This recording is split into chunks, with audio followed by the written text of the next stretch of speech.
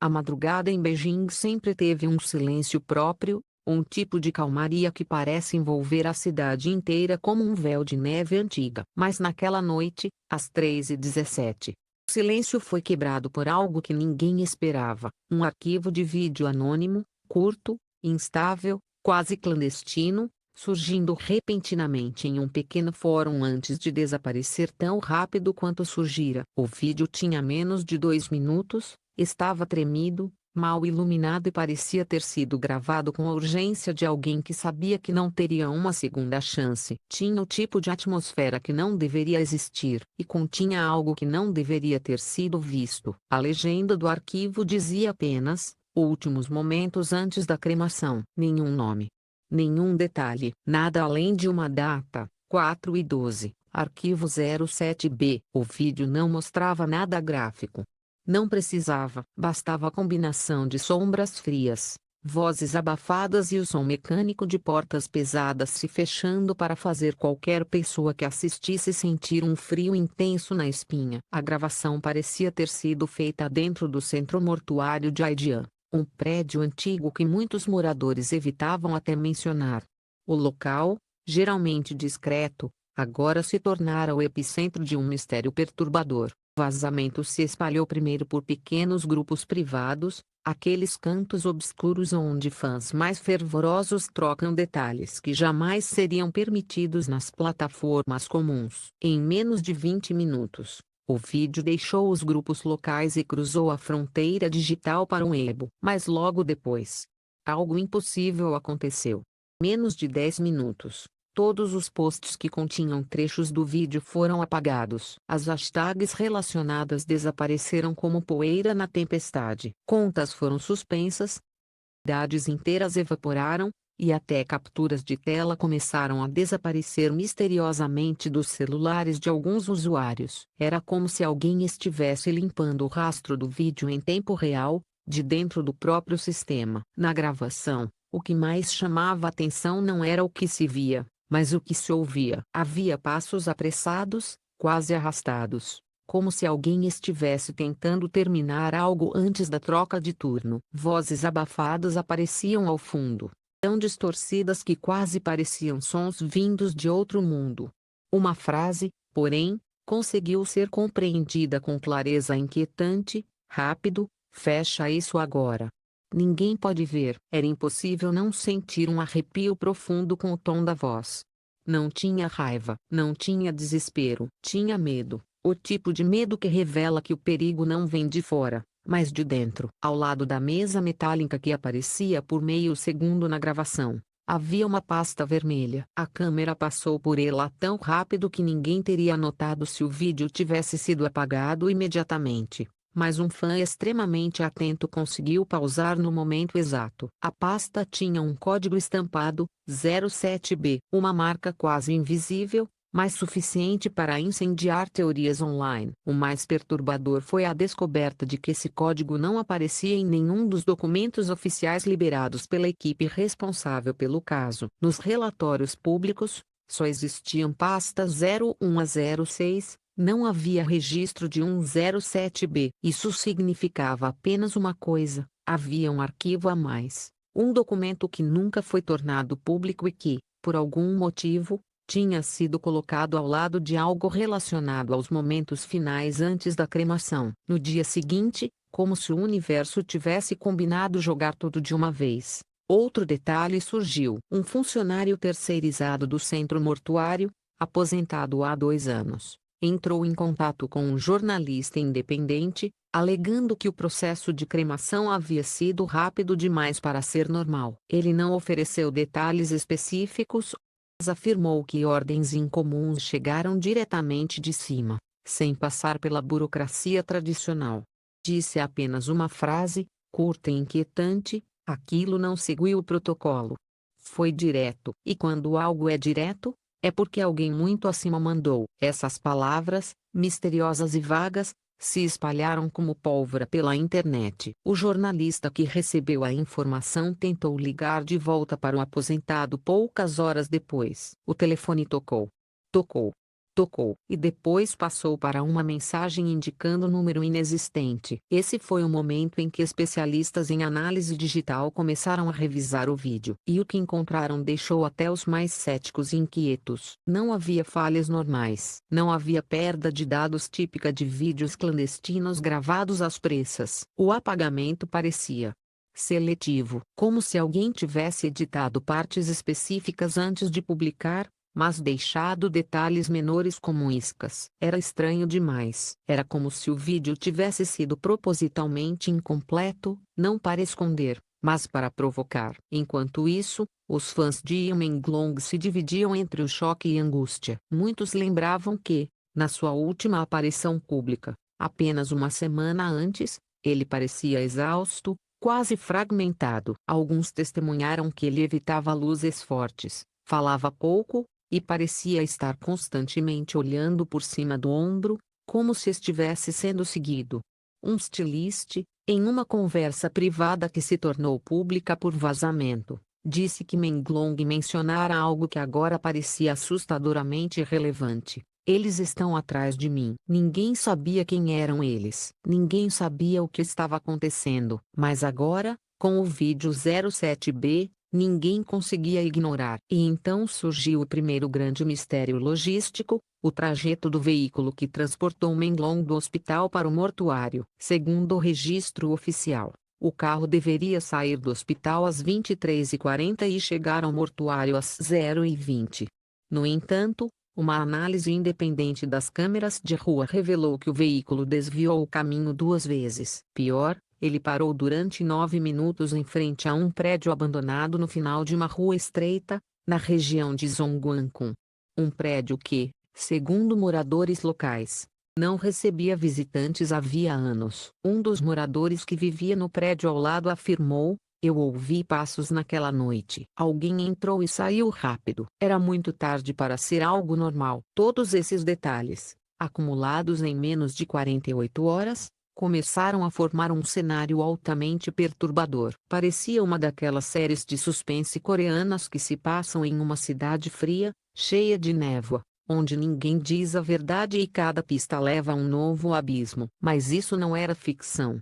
Era real e estava acontecendo em tempo real. Na manhã seguinte ao vazamento do vídeo, 3 funcionários do centro mortuário, todos da equipe do turno da madrugada, foram transferidos imediatamente para outras unidades. Nenhuma explicação foi dada. Nenhuma nota oficial foi liberada. Tudo aconteceu silenciosamente, tão rápido quanto o sumiço das hashtags na internet. Um médico residente, que pediu total anonimato, afirmou ao jornalista independente: "O relatório final que saiu não combina com o que eu vi naquela noite. Eu não sei quem escreveu aquilo, mas sei que não foi quem estava lá." Depois dessa declaração, ele desapareceu das redes sociais. Nesse ponto, uma segunda descoberta digital aprofundou ainda mais o medo coletivo. Os arquivos de câmera interna referentes ao período de 1h30 às 3 horas da madrugada, justamente o intervalo onde o vídeo clandestino poderia ter sido gravado, estavam marcados como corrompidos. Não apenas um ou dois arquivos. Todos. Um apagamento total. E o sistema interno do prédio indicava que a falha não era natural. Uma especialista em IT analisar os metadados, confirmou: "Isso não é falha. Isso é apagamento manual e feito por alguém que sabe muito bem o que está fazendo." Ao mesmo tempo, algo ainda mais estranho acontecia do lado de fora da internet. Vários fãs relataram que arquivos salvos localmente, capturas de tela, discussões privadas, vídeos espelhados, simplesmente desapareceram dos seus celulares. Alguns descreviam como feito de forma remota.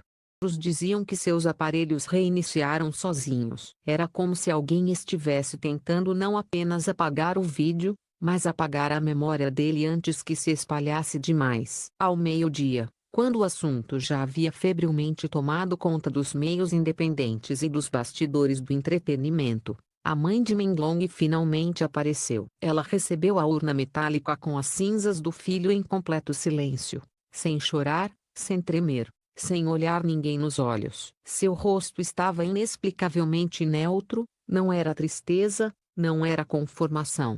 Era outra coisa. algo difícil de interpretar, e isso só alimentou ainda mais especulações. Depois do breve ritual, ela repetiu a mesma frase para todos que se aproximavam. Ele descansou. Deixem ele ir. Mas seu tom. Havia algo estranho ali, algo que não combinava com uma mãe que teve o filho levado tão rapidamente. Enquanto isso, uma nova testemunha surgiu, um motorista que trabalhava para o hospital. Ele contou que Menglong tinha deixado instruções antes de falecer. Não sobre funeral, não sobre objetos pessoais, mas sobre um cofre. Cofre específico, cofre 21A. Segundo o motorista, na madrugada anterior ao colapso, Menglong teria feito uma ligação para um amigo próximo às 1h47. O áudio da mensagem teria dito apenas: se algo acontecer comigo, olhe o cofre. Quando o amigo chegou ao apartamento, o cofre já não estava mais lá. Pessoas desconhecidas haviam entrado poucos minutos antes. Combinados, o vídeo clandestino, o arquivo 07B, o trajeto irregular, cremação acelerada, o cofre desaparecido, silêncio estranho da mãe. Todos esses elementos formavam uma narrativa que não podia mais ser ignorada. Não era coincidência. Não era erro. Era um quebra-cabeça sombrio, onde cada peça parecia ter sido cuidadosamente escondida por alguém que não queria perguntas, e muito menos respostas. Às 23 horas daquela noite, um jornalista independente recebeu um e-mail anônimo. O assunto dizia apenas: você viu só a parte fraca. O arquivo anexado ao e-mail, arquivo 07B, parte 2, proibido abrir, tornou-se, em poucas horas, o objeto mais temido e desejado entre aqueles que acompanhavam a história de Yi Menglong. A mensagem era curta, quase brutal em sua simplicidade.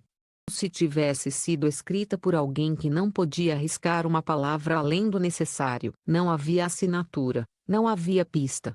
Apenas uma advertência silenciosa, escondida no título: proibido abrir. Mesmo assim, o jornalista responsável sabia que não poderia ignorá-lo. Ele tentou abrir o arquivo imediatamente, mas encontrou uma parede digital. A criptografia era densa, quase artesanal, o tipo de proteção usada em materiais onde qualquer vazamento seria catastrófico. Curiosamente, esse tipo de criptografia não combinava com um simples vídeo clandestino ou um documento interno. Parecia algo maior, algo que não deveria sequer existir fora de servidores oficiais. O jornalista guardou o arquivo em 3 locais diferentes, temendo que desaparecesse assim como os vídeos e prints sumiram dos celulares de fãs. Nos dias seguintes, tentou decifrá-lo com a ajuda de especialistas discretos. Mas cada tentativa fracassava misteriosamente, como se uma força invisível estivesse sempre um passo à frente. Um dos especialistas afirmou, intrigado, que a criptografia tinha sinais de acesso remoto monitorado, como se alguém estivesse observando cada tentativa de desbloqueio em tempo real. Ele encerrou sua participação dizendo, com uma voz abafada: se vocês abrirem isso, alguém vai saber. A partir desse momento, a atmosfera ao redor do arquivo se tornou quase sufocante.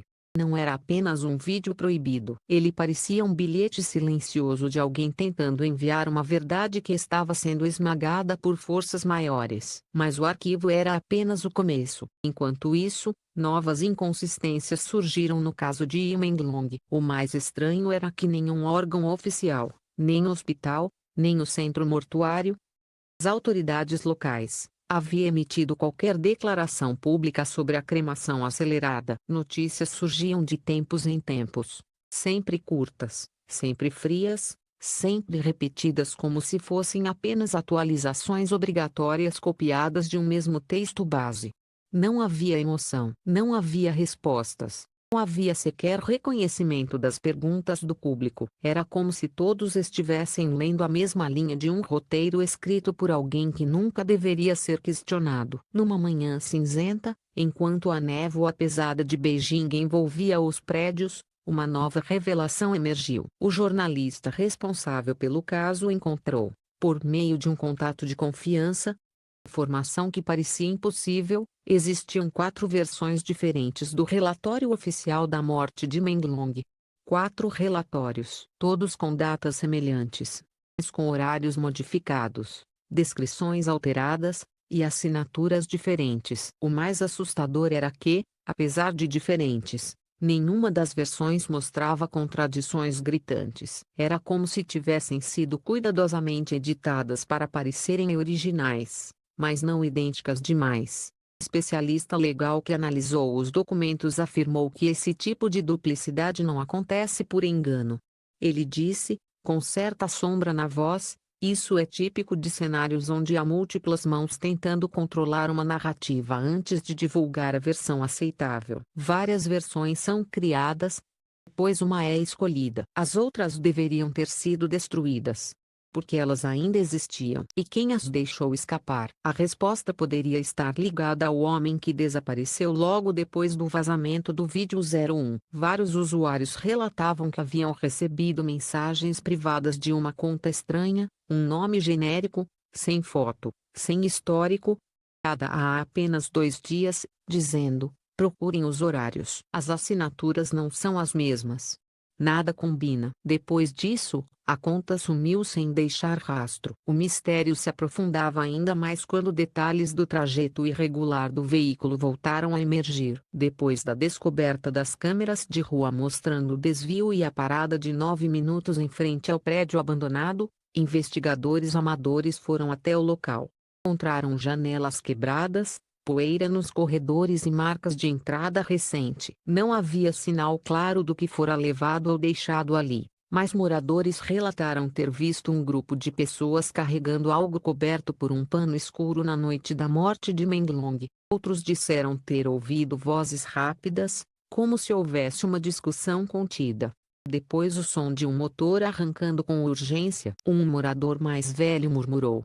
Uma expressão petrificada. Não era carro comum, era carro preto sem placa. Enquanto a investigação avançava, outra peça do quebra-cabeça começou a ganhar destaque: o cofre 21A. O motorista que mencionou a ligação de Menglong desaparecerá por dias, mas retornou discretamente com novas informações. Ele revelou que Menglong havia deixado instruções detalhadas sobre o cofre, dizendo que havia documentos que não deveriam cair nas mãos erradas. O motorista também afirmou que viu 2 pessoas desconhecidas entrando no apartamento de Menglong antes da chegada das autoridades oficiais. A câmera do prédio mostrava apenas o elevador subindo ao andar certo, mas, minutos depois, todos os arquivos do sistema foram substituídos por gravações antigas. Uma vizinha curiosa que costumava vigiar o corredor afirmou que naquela noite ouviu sons metálicos e passos rápidos, como se alguém estivesse carregando algo pesado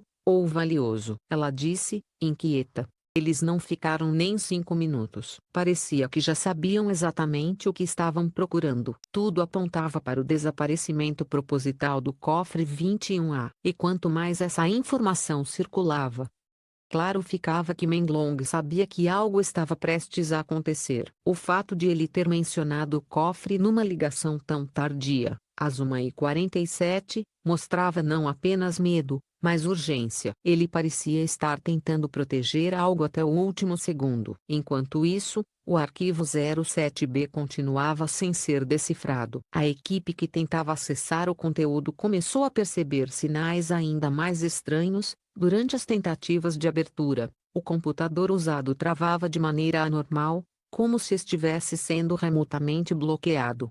Uma das tentativas, o arquivo mudou de nome sozinho, 07B, aguardando. E horas depois, voltou ao nome original. Era impossível afirmar se isso era apenas uma falha técnica ou algo mais. Mas o comportamento inexplicável aumentava a sensação de que o arquivo não era simplesmente uma prova, era uma mensagem. A investigação começou a ganhar um novo rumo quando um funcionário do hospital, visivelmente abalado, procurou o jornalista anonimamente. Ele não revelou sua identidade, mas afirmou ter estado presente no momento da chegada de Menglong. Disse que havia pressão naquele dia, que pessoas de fora estavam circulando pelos corredores, e que celulares foram confiscados sob o pretexto de proteger a privacidade do paciente. Ele afirmou algo que fez o coração de todos gelar: o relatório final não foi escrito pelo médico que estava lá. "Eu vi quem realmente escreveu. Não era alguém da equipe médica. Antes que pudesse dizer mais,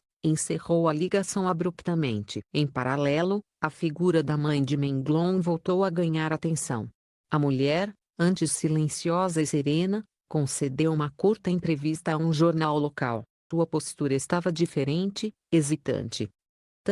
Quase ensaiada. Ela repetia frases que pareciam decoradas, como se estivesse seguindo orientações rígidas. A cada pergunta sobre o filho, seu olhar fugia ligeiramente para o lado, como alguém observando instruções invisíveis. Muitos espectadores notaram que ela usava a mesma frase em 3 momentos distintos: tudo foi resolvido. Ele descansou. Não vamos mais abrir esse assunto. Estranhamente repetitiva, estranhamente restrita. Não parecia natural. Parecia condicionada. Alguns especularam se ela estaria sendo protegida. Outros temiam que estivesse sendo controlada. Nesse momento, a investigação encontrou um ponto de virada inesperado. Um especialista internacional em análise de vídeos, com experiência em casos sensíveis, aceitou examinar o arquivo 07B parte 1.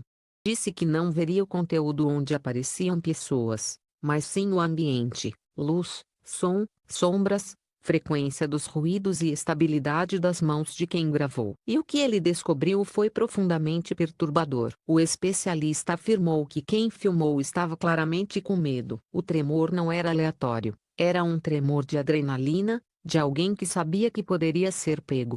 A gravação tinha cortes bruscos, como se a pessoa precisasse verificar constantemente se alguém estava chegando. E o mais enigmático, havia momentos em que o áudio parecia ter sido abafado propositalmente, como se a pessoa tivesse tentado esconder suas próprias palavras. O especialista concluiu com uma frase inquietante: quem gravou sabia que tinha pouco tempo. Sabia que poderia não sair dali. Essa afirmação reacendeu o pânico nos fóruns online. Quem era o autor do vídeo? Onde ele estava agora? Porque o e-mail anônimo dizia: vocês viram apenas a parte fraca. No final da segunda semana após o vazamento inicial, algo ainda mais sinistro aconteceu. O jornalista recebeu uma ligação de um número desconhecido. Uma voz distorcida, manipulada digitalmente, disse apenas: vocês estão olhando no lugar errado. O problema não é o vídeo, é o que estava faltando nele. E a ligação caiu. O que estava faltando? Um objeto, uma pessoa, um documento, ou algo ainda mais obscuro? Enquanto o jornalista tentava conectar as peças, mais uma pista surgia, desta vez relacionada aos backups internos do hospital. Uma fonte interna revelou que um dos servidores registrou um acesso suspeito exatamente às 4h12 da manhã, o mesmo horário marcado no arquivo 07B. O acesso veio de um terminal sem identificação, realizado em uma sala que, oficialmente, estava fechada para reformas. A sala estava vazia no dia seguinte, sem móveis, sem computadores, sem cabos. Nada restava. Era como se nunca tivesse existido. A narrativa tornava-se cada vez mais sinistra, e aqueles que acompanhavam a investigação perceberam que estavam adentrando uma teia de silêncio mais profunda do que imaginavam. Em fóruns internacionais, começaram a surgir teorias sobre uma operação paralela, um grupo não oficial com acesso privilegiado, atuando nas sombras. Nenhuma prova sólida sustentava essas teorias, mas o comportamento dos envolvidos dava força ao mistério. Cada novo fato parecia cuidadosamente equilibrado entre revelação e ocultação, como se alguém estivesse liberando fragmentos mínimos de verdade para direcionar a investigação, mas nunca o suficiente para criar uma narrativa completa. Era um jogo de sombras. De cada passo iluminado revelava apenas mais escuridão. No meio dessa atmosfera sufocante, uma última reviravolta surgiu. Às 2h43 da madrugada, uma notificação apareceu no computador do jornalista. O arquivo 07B parte 2, aquele que ninguém conseguia abrir, havia mudado de nome novamente. Desta vez, ele dizia: 07B, não é tarde demais. E abaixo do novo nome, uma linha de texto apareceu pela primeira vez: se vocês querem a verdade, procurem o cofre desaparecido. cofre que Menglong mencionou na ligação final. O cofre 21A, a única peça que faltava. O jornalista congelou diante da tela. Naquele momento, ele soube que tudo estava prestes a recomeçar, mais profundo, mais perigoso, mais arrepiante.